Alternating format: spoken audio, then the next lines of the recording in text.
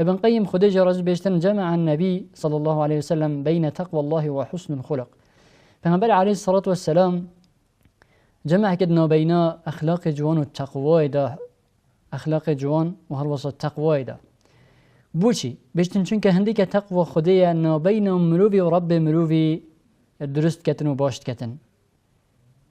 وهنديك أبا تقوى وهنديك حسن الخلق أخلاق جوانا سردارية جوانا أبنا بين مروفي وهالوصل مخلوق خدش إنسان وغير إنسان جي أبا هنه درست كتن و چاك سازية تداد كتن. لو ما بدبيه إنسان بسلمان جلك جرنجي بدأت أخلاقي چونك أف أخلاقه هنه دبيت سبب هنده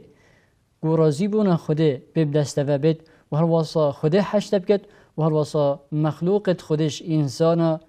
وحتى جلك جرى حيوانا جي تدبيني سبب أخلاق جوانه إنسان جل حيوانه بي رب العالمين جل وعلا دبي حيوانه هنه بو مسخر كت. لو ما بدبيه إنسان بسلمان جرنجيه كمازن أبدأت أخلاقي